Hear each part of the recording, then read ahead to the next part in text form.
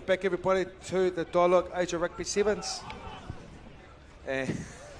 And we just saw a fantastic game there between the Philippines and Sri Lanka, and the Philippines have cemented their place into the plate final, and we've got the second semi-final now between the UAE and Malaysia, and this gives me a good opportunity to introduce my guest speaker, and welcome Charlie Taylor. Thanks for having me, mate. It's awesome day of rugby, isn't it? Yeah, it is. It is. It's so good for the UAE community, knowing that the Dubai Rugby Sevens is happening in 2 weeks' time, and you're heavily involved with the Dubai Tigers team. Yeah, exactly. So it's good to see all the international teams coming down and giving it a crack. You got the invitation to try and make it into the international HSBC. Yeah, was that correct? That's correct. That's correct. And we're going to start off here with the UAE team with a deep kick. That pod set up there. Very good take. Yeah, fantastic take there by the Malaysian team, and you'll think that UAE will be favourites for this game. They played pretty well yesterday, and a bit of a wobbly pass, but nevertheless been taken by the Malaysian team, and they beat it 1-2 defenders, and good leg drive also taken by Saki. He's probably one of the better players for the UAE team, and UAE get 2 passes into attack, and they look pretty decisive and very clear that they want to take the ball and take the game to the UAE, and they see recycle and go again out wide, and a good inside step and a good offload, and keeping the ball, keeping nice and composed. It's great press defense of UAE. And Ethan Wood is taking the ball into contact, fights hard, and recycles the ball. Referee says play on. And the ball's very speed up one on one. Saki, he's always so difficult to tackle in that position. And Charlie, you've had time in the Australian Rugby Sevens team. You've been involved in 2 years with Australian Rugby Sevens. What have you seen? What's your thoughts of the standard of rugby by all the Asian teams in this year's Dialog Asia Rugby Sevens? It's definitely getting interesting. The game's definitely growing here. You're seeing, like I said, all these teams coming out. You can see how they spread the ball very nicely with their hands. You know, they've got the skill level to really shook up the competition here in Dubai and to potentially go up to HSBC. As you see there, though, Saki just breaking through the line. It's very important making sure you really get the inside support. And as you see there, Saki just breaking through the line there. And so it all connects, everyone connecting in one chain. So fortunately, the Malaysian team weren't staying connected, and Saki just broke the line there. Beautiful stuff there. Charlie Taylor, my guest commentator. And he's getting ready for the Dubai Tigers Rugby Sevens team. That's going to be participating in the UAE. We go back to the action, and Malaysia recover the ball, but under a lot of pressure, but taking the ball out the blind side, and they beat that first tackle. The ball's been turned over, and we're going to go to our first line out of the game. And we've just seen the opponents here, Charlie, of the team about the kickoff.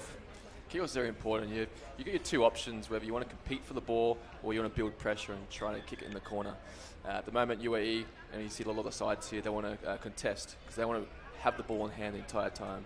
If you have the ball and keep the ball, that's what scores the points. So that's what you see a lot of the teams here, just competing. Haven't seen much of deep kickoffs, so interesting to see how these teams go up. So it's going to be Malaysia. It's going to throw the ball into the line, and they go short. And there's a quick line out, and ball's quickly transferred to the first receiver. Wow, and cracking feet, look at that. Good footwork, gets to the outside of the UAE defensive team, in Malaysia. They're able to secure the ball, and they their first receiver takes the ball into contact. And we're seeing again the Malaysian team go down the blind side, and the referees awarded a penalty for the UAE team being offside there, and they go quickly. And they're saying there's no sweep up. It's a great decision, great awareness. They say they get the back, Saki. Great chase back from Saki there. Dangerous here, offload. Reset with the jeans, just having that arm always free to offload and support. As you see the UAE there, they're just pushing support inside. It's all you need, mate. If you have support running from either side of your shoulder, especially with these great players like Saki himself, you're always going to try and find the try line with support. Look at that again.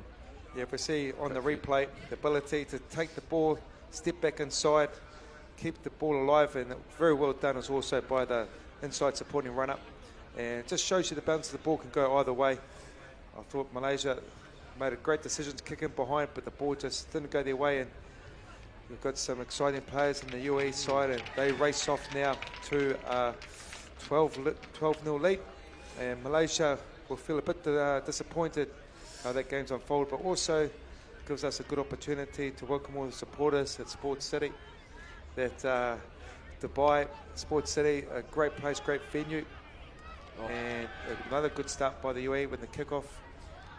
They're just maintaining the ball the entire time. They're really dominant in the air, aren't they? And they move 2 passes, set up a ruck in the midfield. And it's good ruck work there. They go back the blind side. They've got some big players out there and a good catch. And a good footwork. Oh. Unfortunately, wasn't able to get the pass away. And UAE are trying to contest the ball there. And look at that seal from the Malaysian right underneath the big fella. Good line speed as well by the UAE team. Step back inside. You're going to make those one-on-one tackles. Good footwork. And referees that the player, Jackler, had his hands on the ground. The referee's been very strong on that the whole day. And Malaysia go again down the blind side, and UAE not back to 10 metres. Maybe you'll be careful not getting a card here. I wish you see it now. Yellow card's out. He'll be off for 2 minutes.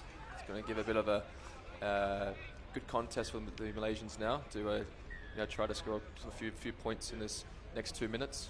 Yes, you're right, and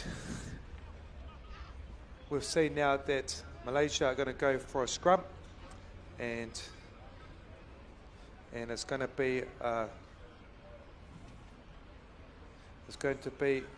Malaysia who are going to feed the ball into the scrum, and it's going to see UAE down to 6 players. It's very crucial. You look on the outside, they've got 2 UAE and you've got 3. So this scrum is really need to work to get across to help out the support players of only the 2 outside the backs. 50 seconds left in the first half. UAE down to 6 players. Such an important part in the game. And we're going to see a free kick to Malaysia. Watch them shift the ball here. They're unlucky there. Unlucky there. Malaysia, they created a good play, created 3-on-2, but just how important there, Charlie, that last pass. Yeah, it was a great option. It was just slightly in front. You see there Saki turning his hips in to take that tackle. If that ball found hand, I think we're seeing ourselves a try there. UAE decided that they got to keep the ball in hand. They got to wind down the clock. They got 1 player down, but showing good composure. We got opportunity here. Oh, great inside play. Great offload. But the ball has bounced up for the Malaysian side, but a slight knock on. And the referees decide there's still enough time. Nope, that's going to half-time. So, Charlie, what do you think the Malaysian team need to do to get back into this game? They just need to hold the ball. As you see there, ball in hand, pretty crucial. They had a nice opportunity once. They get a quick tap, kick through the centre. Fortunately, it went solidly to the sideline and didn't get possession of the ball. They do look dangerous at points at the time of the game. They're just going to hold the ball, keep composure, and just try to not go through the motions. But I definitely see the second half they'll come out firing. Yep. So Charlie Taylor, you're over here. Obviously, your main job is playing for the Lakes Legends touch team. Got a couple of players in the grandstand today, and you've been now here for just over a year. How have you enjoyed your time in the beautiful Dubai? Dubai is amazing, mate. Like I said, finding myself here in the right circle of mates and the right circle of community into the rugby community here. People who come here, you don't really know much about rugby. You just feel like it's more for, international people coming here just for like the tourism. But actually, it's a big culture of rugby building here, which I was lucky to find myself during that period. So I love every moment of being here and being like yourself, Kiwis, which we don't normally, associate with. Mate, we always look after you, bro. Always look after you. And it's good to see, Charlie, you're involved also in the junior section of rugby, and you've been working out with the Dubai Tigers rugby team, but it also gives you an opportunity to see all the other clubs. How impressed have you been with the kids' skills and the amount of kids playing the game? You know what, it's especially as a former player, or still play, but ex-professional player, coming in it's very difficult to coach kids. You think it's an easier job, but you're coming in here, you learn so much from these kids, and it's amazing. So I think seeing all these kids coming in and growing the game, it's giving us a good sort of extension for the next few years to come, with all this young talent coming through. Oh, awesome, Charlie. So we're coming back to the second half here. UAE 12, Malaysia 0. And good to see good support here for the UAE team. And they've got good coaches as well. They'll be very impressed how they started, knowing that they get an opportunity to play the Philippines in the plate final. And that was a fantastic game we saw before between the Philippines. Oh, they switched up, yeah. And the ball's been kicked off early, and Malaysia do well to recover the ball and take the ball straight away in the middle. And that's one tackle beater, and the ball's been set up. And they still have 6 in the field as well. They're going to try and make as much opportunity as they can with this. Oh, they're just playing both sides of the field. Great dummy, great step. Straight for the middle, options out wide. Doesn't need it. Oh, cracking good try. And the referee is awarded. He's going to go to his own goal referee. And I believe that's my touch friend, Ants, who plays touch rugby in Abu Dhabi. And she's going to point a decision here. And they have awarded a try. So we'll go back onto the replay. Beats one, right foot step. And a good try, and I think that's a good decision by the referee. It's great skills from Malaysia there. They saw the pod set up for the UAE set up on the right-hand side, and they decided to do a fake kick and go the opposite. So great read there from the Malaysians. You can see they're trying to really get as much ball as they can on this right side and not give any opportunity to UAE to get that ball back. Yep. So great vision. And the UAE side also roll on their substitutions. We've got Bigger Pally coming in, and he's a big, powerful player, and I think he just wants to get his hands on the ball. And they do. It's interesting to see the UAE set up. They've got the 2-2-2 and their fullback at the back. So important now, the kickoffs. And that try all came back from the mistake at the kickoff. So big play, and the ball is kicked beautifully high up in the air, allows time. And the UAE make another mistake in the kickoff. And they want to fix that, wouldn't they, Charlie? They've got to fix that. You get the pod, you have the lifter and the jumper there. The lifter needs to let the jumper go forward without holding on to him. You can see that he was trying to go forward, but it was holding him back. So it's a bit of a miscommunication, I think. But it's very important to try to nail those, especially crucial moments of the kickoff. You really want to try and get that ball back. That's right. So UAE back now to 7 players. And the Malaysia are going to put the ball into the scrum. And we have got a very physical scrum, but they do push early, but referee says play on. Yeah, some room on the short side, but just let it go there. And the referee's going to award a penalty for Pally trying to get his side of the scrum up. And Malaysia go quickly. They want to score. They step inside. Malaysia gets the ball, and Malaysia do well to recover the ball. And the ball's going to wide, steps back inside, challenging that defender. 2-on-1. And Mate, beautiful play. That's a great team try there. Good team try. They look quick, don't they, Charlie? They're happy about that try. That's what happens. If you know these outside backs, they've all got speed, they've all got footwork, and you just wait for that big step going to happen. If you don't have that support run, if he's not there, they don't score. So it's just amazing to see. As much as a tough game sevens is, they're still just pushing their bodies to the limits to try to get there. So I know it's a crucial time to try and get there. Yeah, the Malaysian team now. You've won 2 kickoffs now. Would you go back to the same position and kick, or would you try something else? You just keep going there, mates. You just keep going there. I think how they set up, they're a bit far away from the 22 as you look there. They're about 5 or 6 meters away. I think the UAE is try a couple a little bit closer, which I'd be looking to do. And if they like that, I'd maybe try and kick deep in the corner there. That'd be my strategies. But we're up 14-12, I believe. They have taken the lead. So 14-12. I'm looking trying to build pressure. Try kick it deep in the corner. And the ball is going to go. Referee says no, didn't go to 10 meters. So a big mistake there by Malaysia. And it just allows the UAE to get back into the game. And they've got some big players in here. And Bigger Pally takes the ball. He always takes 2 defenders to get down. Yeah, referee. I think it's a big Abu Dhabi. Yeah, but the referee is playing advantage, and the Pally goes again. They only go one way, and that's straight. But it has created space out wide, and the referee has allowed that the seatbelt tackle. And Saki takes the ball to the line. He always beats 1, he beats 2, beats 3, gives a beautiful offload. and the combination between Saki and Pali working perfectly. And Malaysia must have felt pretty disappointed. It all came from that slight mistake at the kickoff.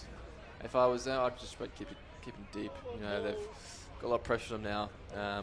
Not something they wanted there from that kickoff. Yeah, but they're still going to have another chance. Malaysia, UAE will be kicking off to Malaysia. And both teams here playing for the plate final. We saw before a fantastic game between the Philippines and Sri Lanka. Philippines winning that game in the last play, and they qualified for the plate final. And this game here, UAE looking favourites now to win that second final spot for the plate final. And it's 17-14 to the UAE, and we're seeing the kill beautifully tapped back by the UAE player, and they've secured the ball, and they've got to keep going. Go hands to go wide. Oh, and here we go. Oh, great offload. And Joint pass. Oh, doesn't need it. Oh, great inside defence work by Malaysia. They need to defend strong here. They want to be the next team to score, but it's the UAE who've got the ball. And the offload game has been working so well for them. They give another good offload. Saki wants to buy time, and he wants to bring the Malaysian team forward and try and create one-on-one scenarios. But Malaysia manning up, barring up in defence, but they go from right to left. Moving the tips in the Pali. He sees the sight, ball in two hands. And good play, good composure by the UAE team.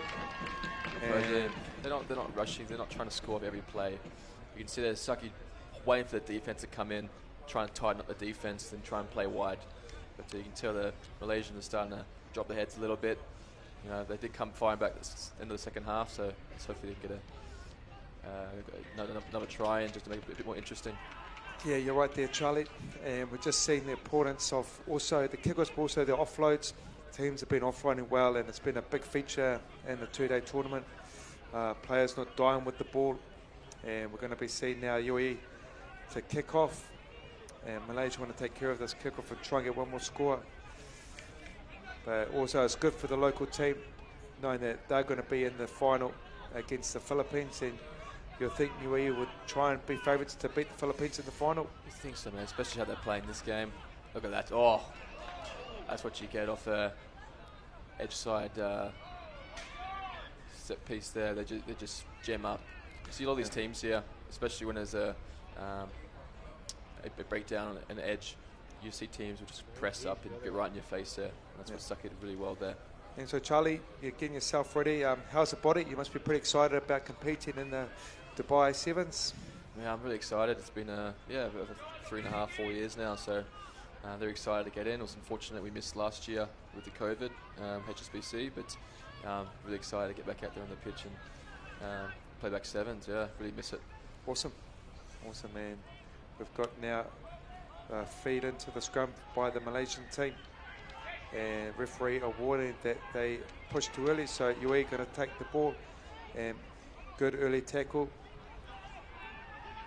And we've got the scrum, the ball being held by the UAE team, and Saki gives a beautiful pass out the back and a good finish as well by the UAE, and they must be very impressed how they've been able to execute and finish off their performance, especially in the second half, where Malaysia were fighting back, but they're able to get them out of the game and do two great passes, pushing the ball into space, and a good finish by the UAE team.